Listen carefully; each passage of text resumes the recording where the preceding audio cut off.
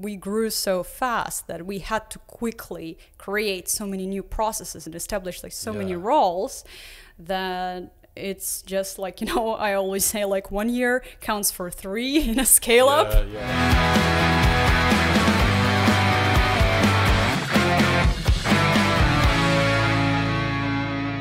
Hello everybody, and welcome back to another episode of the Overdrive Digital Podcast.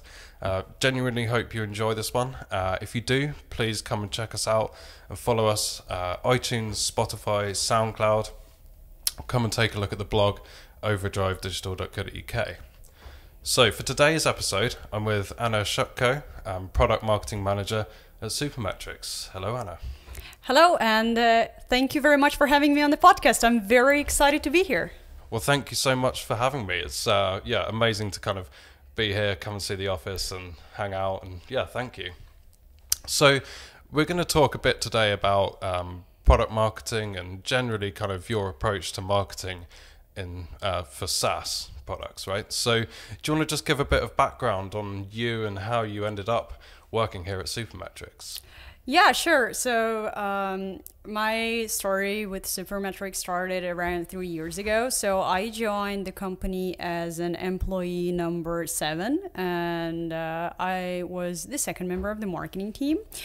And when I joined, there were not as many products as we have now. So now we have Supermetrics for Data Studio, and also we have Supermetrics for BigQuery, and we revamped our data grabber to turn it into Supermetrics for Excel. So during those 3 years, I've seen amazing growth and a new product release, and I was taking a big part in those product launches. And apart from the data destinations, I was in charge of launching Supermetrics connectors, and we will be launching even more. So I'm very excited for my future with the company. Fantastic. So you joined as employee number 7, and there's now 70 people here. Exactly, yeah. That's amazing. And how has marketing changed throughout that time? Has it indeed changed? How's that progression been?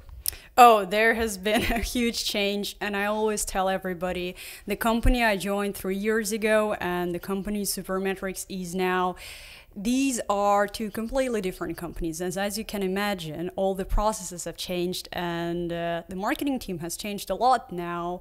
There used to be only 2 people, essentially me and Zhao, and now they are, I can't remember how many people even we have exactly, but now we have whole affiliate marketing team, and now we have hired growth, PPC, communications, and other functions within the team. So I think we're even more than 10 people right now. And it's been an exciting journey, and we've been gradually hiring people to lead up new directions, so there can be less things off my table, and then I in turn can focus more and more on connectors marketing, and this is something I truly love, and this is something I hope I will do a lot more in the future as the content and other things are taken away. To understand our marketing team, you just have to understand what Supermetrics does first. So we, as I like to call it, are a data pipeline. So we transfer data from different marketing sources, such as Facebook ads, Google Analytics, Google ads, LinkedIn ads, Quora ads, new ones, you name it, to data destinations people are already using, such as spreadsheet tools like Excel or Google Sheets. We also, with time, added data visualization tools as data destinations. So now data can be transferred to Google Data Studio, which is an absolutely free, fantastic tool. And Power BI, Tableau, if you want to do more data crunching. And our latest data destination, aka Supermetrics product, has been Supermetrics for BigQuery. And this is a completely, new thing, game changer in the marketing industry, because now marketers can take advantage of data warehouses to really power up their efforts and store data in a secure and reliable place. And they can also very easily crunch and visualize huge data sets, which to me is a very big step in MarTech industry. And I'm very happy that Supermetrics has been pioneering on that front as well. So yeah, pretty exciting. The marketing team has changed a lot. We launched a lot of new products, and therefore we developed not only as a department in the company itself, but also the marketing function at Supermetrics has become more advanced and more specialized, and as a result it's becoming more and more interesting to work here. Yeah, I bet. And I mean, we've been using Supermetrics now for 3 years, basically since the business started, right? So, but I remember being introduced to it. I was like, my goodness, this is going to save me days and days and days. And yeah, it's been hugely like at the center of all of our reporting, you know, down to like client reports through to like automating things like budget tracking. It's been there, so it's really exciting to kind of hear how the product's developed. So when you joined the business, how old was the business at that point?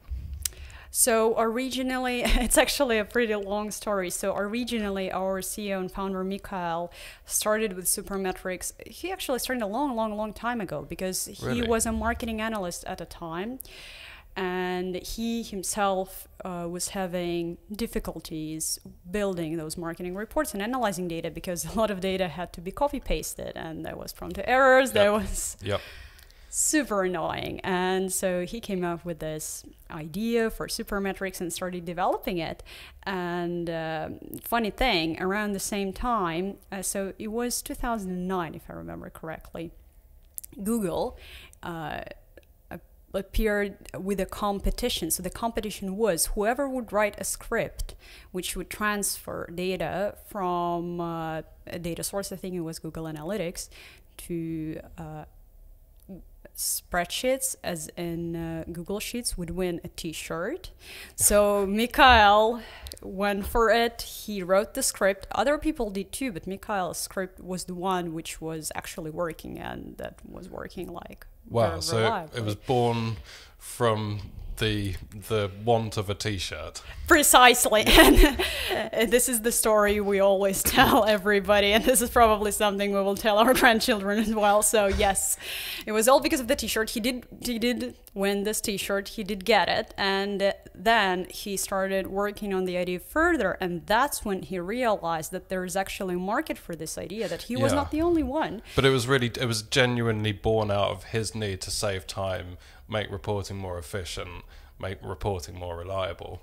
Yes, precisely. So he solved, in a classic way, he did solve a problem for himself, and by that he helped lots of other people. And then he started working on the function which would get data to Excel. Then I think after that, soon Supermetrics for Google Sheets was born. Yep. When I joined, it was already our, bright flagship product. And then Data Studio decided to make Google decided to make Data Studio available for absolutely everybody, free of charge. Before, it used to be a part of 360 Suite. So we partnered up with them and developed the first set of connectors which would bring non-Google data sources data to Google Data Studio. It was a huge deal breaker. You can blend Google Ads data with data from Facebook ads in Data Studio. So that's how it continued. And then, like I mentioned, there was an Excel tool. So yeah, we just started progressing more and more, adding more data destinations, but it was indeed born from that original idea. Let's automate the things we can automate.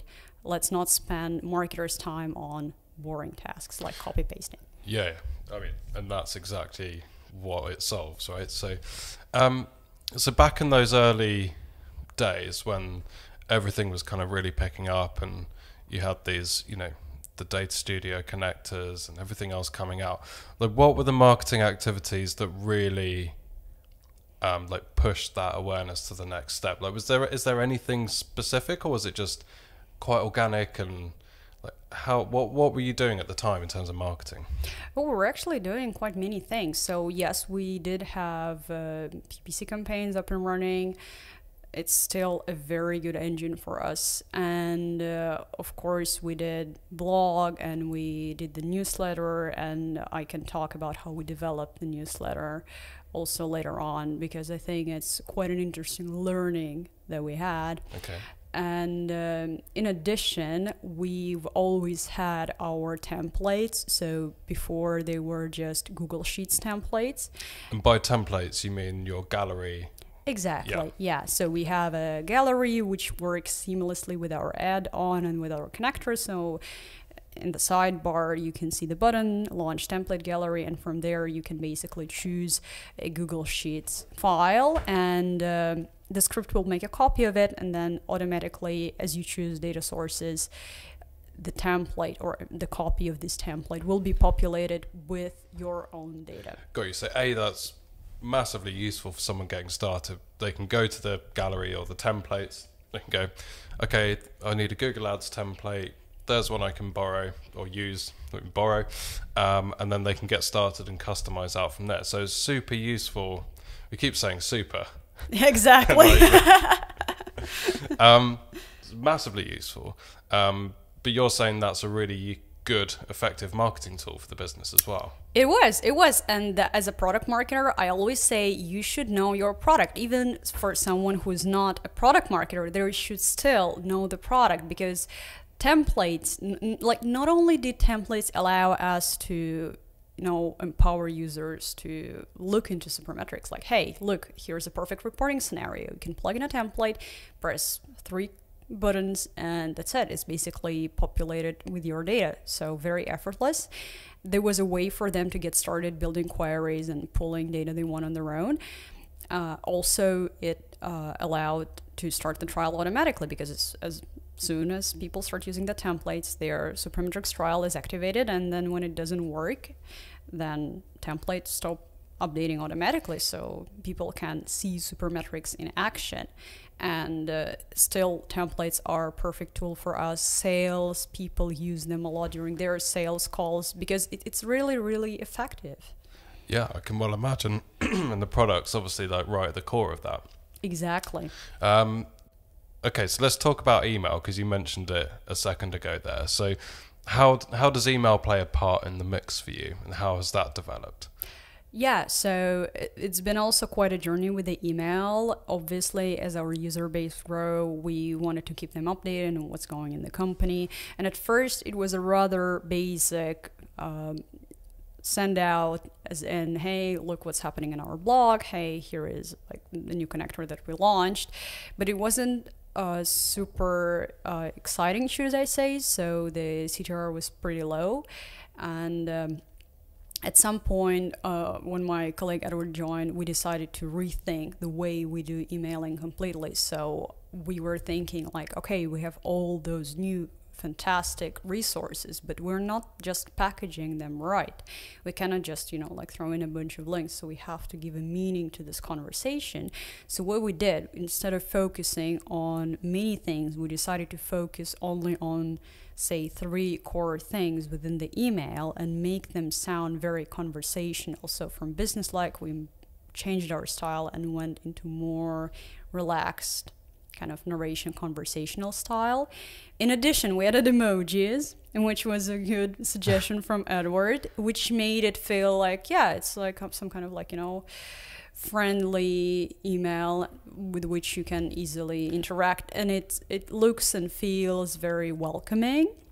So like really humanizing it. Exactly, yeah. So it's more modern, it's more up to date. Many fantastic companies who do conversational marketing, like Drift, for example, they use emojis in their emails a lot. So we just decided to learn from the best and see if it works for us. And it indeed did. The conversion rate, or like the click rate, has increased something like tenfold. There were a lot of positive results, and people actually started replying to this email. Then they were like, hey, what about this? So they started asking me questions, because I'm sending it from my personal email.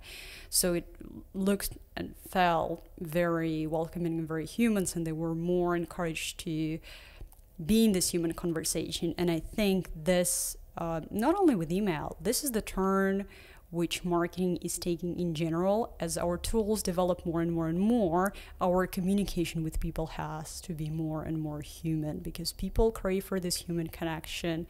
It's their natural craving, and I work with connectors, so I know that as you work more and more with tools and with like digital campaigns and analytics, you really want to have a conversation with someone. So if you are launching an email, my advice would be to make it as conversational as possible, and not try to achieve numbers, but try to achieve this depth of a relationship. Try to develop this relationship and be really approachable and conversational in your email communication. That's excellent. And so email's a really big part of the mix, right? And clearly it's working really well. Talk me through the process for releasing a new connector. So obviously it gets scheduled. How, what's that run-up period like? How long is it? What activities are going into the mix? What's the funny thing? I actually talked about the exact same thing on another podcast. So this is the Growth Hub podcast run by my colleague Edward. So if you want to hear everything in nitty-gritty detail, you should head over there, because I'm there, talking about 40 minutes on how to launch a new connector, because it's a huge process, as you can imagine. How long does that take? Like, typically, when do you get told, right, schedule is, we're launching a new connector for A, B, and C? Is it 6 months ahead of time? Is it a month ahead of time? How long do you have? Yeah, well, of course, ideally as soon as possible, so I have more time to prepare, but I divide them into small launches and bigger launches. Bigger launches, obviously, for example, HubSpot. We launched HubSpot in September, and it was a very big launch. It involved a PR campaign among traditional send-outs. We worked with HubSpot. People from our team went to Boston to the Inbound conference to present it there. So there were a lot of activities involved. I was in charge of coordinating everything in our Helsinki office, just AKA launch PPC campaigns, start the send out, all the email send outs to different segments, publishing the blog posts, so all those, like operational things. And this is a big launch. So, of course, we prepare for about a month or even 2 months, depending on the scope for this big launch. If we're launching it with a partner like HubSpot, we better make all the materials look perfect. And if it's a smaller launch, like, for example, we had a Quora connector, which is obviously not as big as HubSpot. We still had a really nice launch, but we just didn't do a PR campaign, for example. Of course, it's then in this case just PPC, blog post, and email send out, but the content is there is much less content, and in general the launch is much smaller. Yeah, and how much of that work is done in-house? Like, do you work with external partners or agencies for PR, or is everything in-house? Like, what does the team look like behind a launch like that?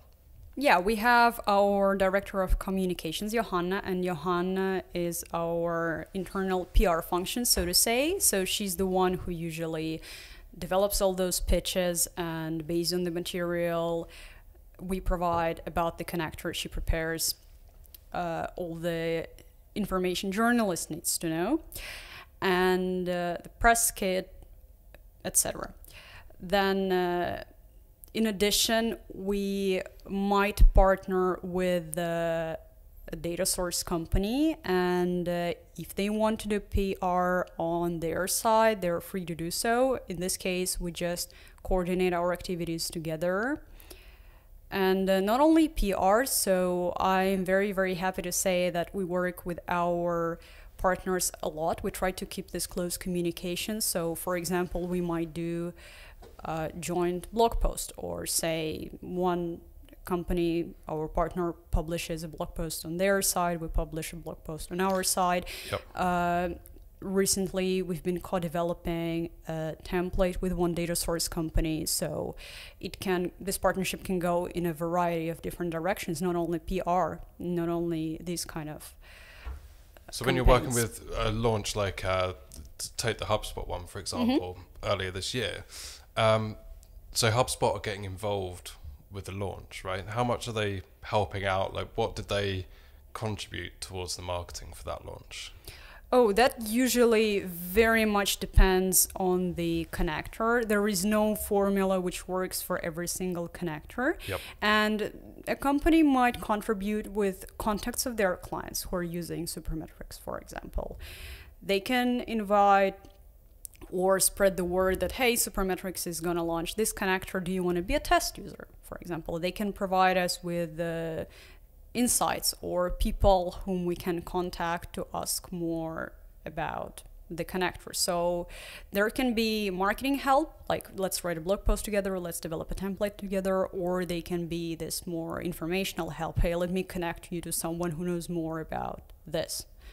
Can be all kinds of stuff. Fantastic. And I guess that you and your role here has kind of progressed from, I'm guessing, general hands-on, doing absolutely everything, early doors, to growth marketing, and now into product marketing. So how involved do you get in terms of what products are coming up? Do you consult with the product teams in terms of feedback and marketing data?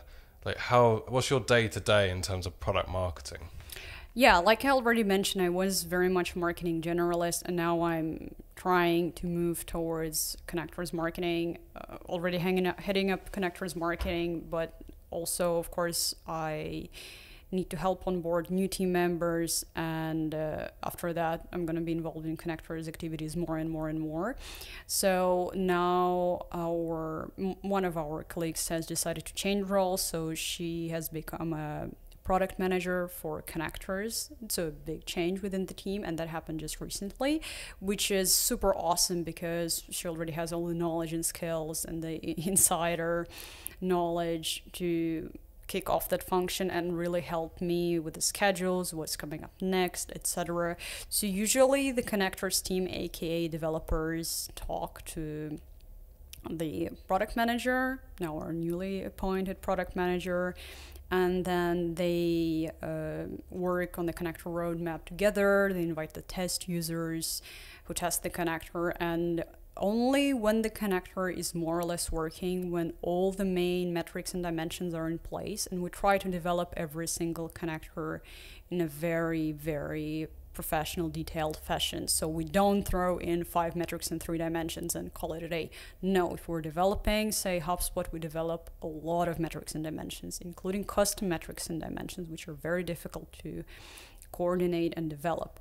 And only after the connector is well developed and functional, some people have tested it out, I contact those people and research all the reporting scenarios they can do with this connector. For example, what kind of reports can they build with this connector? Why are they building these reports? For whom would they be building these reports? Can they join data from one connector with the data from another connector? And what kind of insight will that data join provide them? So these are typically the questions I'm trying to answer. And like I mentioned, I consult people who are early test users who've been using the connector, and then see how do I take it from there. So you're really starting with the people who will be using the product and getting real life feedback, and that then influences the marketing plan and I guess the story behind the launch? Yes, I do try to solicit this feedback because it's a very good feedback. It's real life feedback, and I don't want to come up with something I might not necessarily know as well as those people who are already using the data source. You know? Yeah, so does that feedback into the product teams as well? Like, how does that circle work here? Like, are you going back to the product teams and saying, look, hey, this is what our customers are saying about it in beta, we need to tweak it? So is it informing that as well as your marketing? So we have 2 types of surveys these days. So one is this product survey, and this is sent by our product manager. And then she asks people, do you have all the needed metrics, dimensions? How is the connector working for you? So by the time the connector lands on my table, it's already very well developed, and I don't usually need to get as much feedback because the product team already sees if they are doing a good job or if they need to fix something. So I try to research more of those reporting scenarios, like in-depth reporting scenarios, and how they can join data with other sources, because the product team already needs to make sure the connector is working really well and delivering the quality data from the technical perspective. So my perspective is more research or marketing perspective, as in how you're doing it, or maybe like why you're doing it in some cases. That makes a lot of sense. Okay. So to wrap up, and this might put you on the spot a little bit, so I apologize, but in the time that you've been here and all the launches, all the marketing that you've done, what's been the standout moment? Like, do you have a highlight, and what was it? Oh my God, I have so many highlights because we've changed so many offices, and I am very close with my colleagues, and I'm very happy to have so many friends at Supermetrics. I think one moment which maybe stood out the most when we were launching Data Studio connectors and all the main marketing online portals like Search Engine Journal and others were writing about it.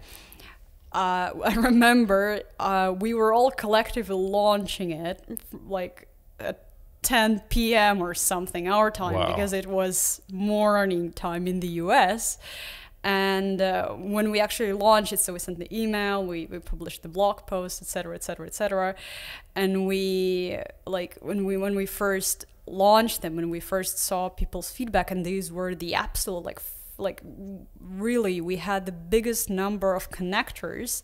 We still have the biggest number of connectors in the gallery, but we back then had something like already 20 connectors when we launched in Data Studio's gallery.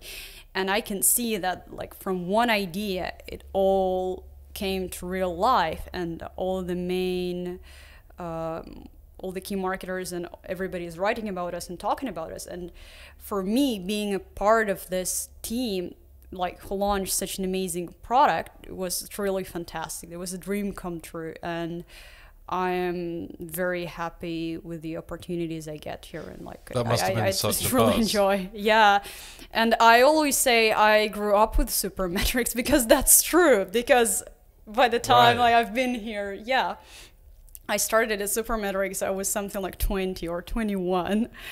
And I kind of grew, so I learned a lot, not only from the marketing perspective, but in general about business perspective. We grew so fast that we had to quickly create so many new processes and establish like so many roles that it's just like, you know, I always say like 1 year counts for 3 in a scale up. Yeah, that's amazing. What an experience to kind of watch that happen and be part of it and see the marketing work that you're doing have that impact. It must be really rewarding, I imagine. Yeah, it's just a fantastic feeling. Like, you really do feel like you are impacting something in this world. You're really making someone's life easier. And when I hear your feedback or some other customer's feedback, that's what makes my day. That's what makes me feel so delighted that we're able to help someone focus on what matters. Yeah, I mean, that is exactly it. It's it's just saved me so much time and effort and aggravation and copy and pasting, and I love it. So look, thanks so much for that. It was fascinating to kind of get an insight into behind the scenes at Supermetrics. Thank you for your time. Thank you so much. It was such a great chat, and it's very exciting to record in a sauna. It sounds amazing. The sauna is not on. The sauna is not on, for the record, But look, thank you so much. Thanks everyone for listening. If you enjoyed it, please do subscribe, give it a share. Much appreciated, and see you for the next one.